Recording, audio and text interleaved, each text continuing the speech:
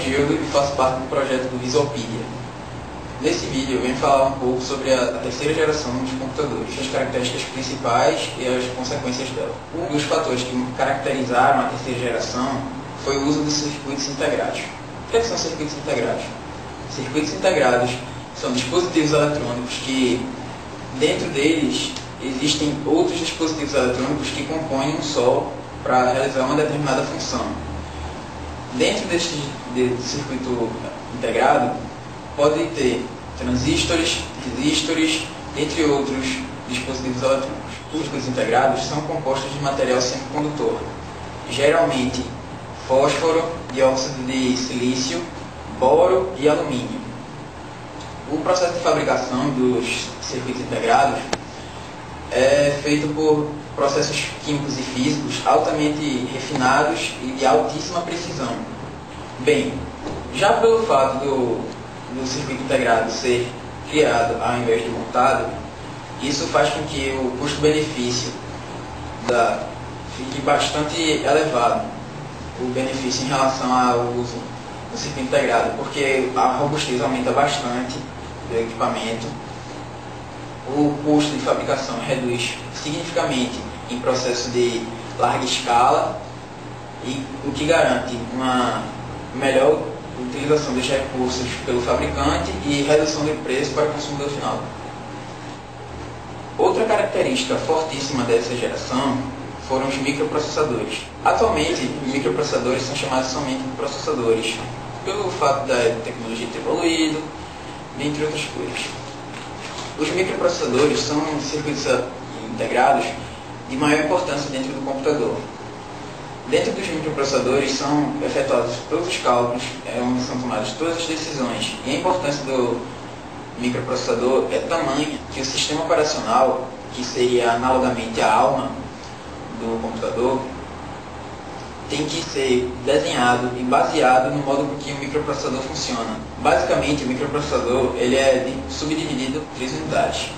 A primeira seria a ULA, Unidade de Lógica e Aritmética. Dentro dela são tomadas todas as decisões lógicas e são efetuados todos os cálculos. A segunda unidade seria a unidade de controle, que ela gerencia todo o tráfego de dados, tanto quando entra quando sai do processador.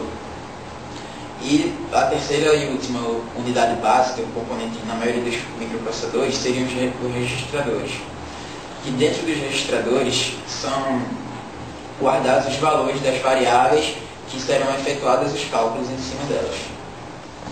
No final da década de 1960, surge a Intel, mais precisamente em 1968. A Intel entrou no mercado de tecnologia produzindo circuitos integrados, que ainda não eram processadores. Em 1970, foi desenvolvido o primeiro microprocessador da Intel, o 4004, com o propósito de integrar uma calculadora científica da Busicom, que é uma empresa japonesa que estava interessada num microcontrolador que tivesse bastante poder de processamento e de cálculo. E em 1971, o Intel 4004 já estava deixando de ser somente o processador de ser o componente da calculadora científica e passando a ter outras utilidades em outros dispositivos eletrônicos. Também no final da década de 60, mais precisamente em 1969, surge a AMD, que também estava no campo de tecnologia de trabalhar com fabricação de circuitos eletrônicos, memórias RAMs e outros microcontroladores, não tão complexos quanto o microprocessador. Em 1975, surge um dos clones do Intel 8080, que seria o AMD 8080, que foi produzido através de engenharia reversa pelos engenheiros da AMD. A partir daí, a AMD tomou uma posição de disputa do mercado de forma bastante acirrada com a Intel. Agora eu vou falar para vocês sobre o advento do computador pessoal. Com as melhorias tecnológicas, com o surgimento do microprocessador e o microcontroladores sofisticados, começou a surgir a ideia de criar computadores menores e com poder de processamento de certa forma relativa, que desse para fazer certos processamentos de planilhas eletrônicas, processamento de texto dentre outras atividades de escritório ou pessoais. Um dos primeiros computadores pessoais foi o Altair. O Altair não era um computador de várias funções. Ele servia somente a propósito educacional para mostrar como funcionavam computadores de verdade, ou seja, grandes mainframes. Ele foi distribuído pela revista Popular Electronics, que é uma revista estadunidense sobre eletrônica, e ela estava distribuindo o Altair em forma de kit de montagem. A cada período que era lançado, uma peça vinha junto. Só que o sucesso do Altair foi tamanho que seus desenvolvedores acabaram vendendo 10 vezes mais do que era esperado. E o Altair foi um dos responsáveis pela fundação da Microsoft. Os desenvolvedores do Altair fizeram uma licitação para desenvolvedores para mostrarem um sistema operacional para o Altair. E quem ganhou? A Microsoft e Bill Gates, que ainda era um estudante de Harvard. Agora eu vou falar para vocês da Apple. A Apple, já no final da década de 70, foi uma das responsáveis pela popularização do microcomputador pessoal. Porém, era um computador de amplo propósito. Então servia para processamento de texto, servia para criação de planilhas eletrônicas. Não era somente de propósito educacional, assim como o Altair. Os modelos responsáveis pela popularização da Apple foi o Apple I e o Apple II e seus submodelos. Agora eu vou falar para vocês da IBM, e especificamente do modelo do IBM PC, que foi o computador pessoal da IBM. O IBM PC entrou no mercado com a estratégia da IBM a fim de conquistar maiores clientes. De que forma? Grandes empresas e empresas de porte médio comprariam os equipamentos da IBM, os computadores pessoais, que assim que eles tivessem uma experiência mais próxima com o computador da IBM, eles iriam pensar que deveriam comprar um mainframe da IBM, que era o carro-chefe da empresa. Porém, o sucesso do IBM PC não veio da forma que era esperado pela IBM. Veio da seguinte forma: empresas de médio e de pequeno porte estavam comprando computadores não somente para uso no CPD, que seria a central de processamento de dados. Estariam comprando PCs, que eles são computadores de porte menor, para uso geral em outros setores das companhias. Isso foi o que garantiu a popularização do IBM PC. Agora eu vou falar para vocês sobre os IBM PC compatíveis.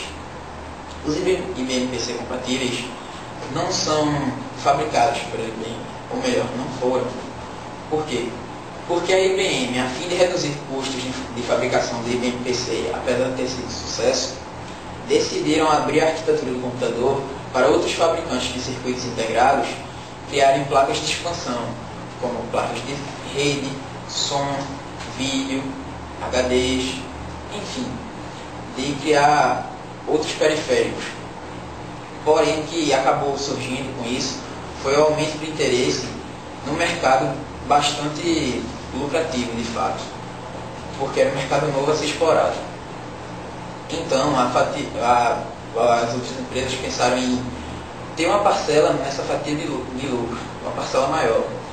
Aí deixaram de produzir somente placas de expansão e começaram a produzir mais placas e chegaram a alguns computadores prontos, que eles faziam a menção do nome IBM PC compatível, que era para dar a intenção, para mostrar aos consumidores que todos os programas que rodariam na IBM PC rodariam nesses outros computadores que não eram da IBM, que eram os computadores pessoais que não eram da IBM. Porém, mesmo a IBM perdendo uma certa quantidade de mercado de vendas do IBM PC, ela não desencorajou os clones do IBM PC, nem tampouco estimulou. Porque a simples menção do nome IBM, da marca IBM PC, gerava lucros por conta dos royalties, que eram pagos à IBM. E além disso, existia um circuito integrado que dentro dele armazenava um programa chamado BIOS, que é responsável pela inicialização do computador e pela entrada e saída de dados, que até então não havia sido desenvolvida por outros fabricantes. Aí as empresas que antes fabricavam somente computadores em BMPC compatíveis e comprando a BIOS da IBM, passaram a produzir a sua própria BIOS através de engenharia reversa, o que acabou se tornando um dos maiores erros da IBM de estratégia de marketing. Bem, pessoal, eu fico por aqui, espero que tenham ajudado a vocês na sua busca pelo conhecimento sobre a história dos computadores.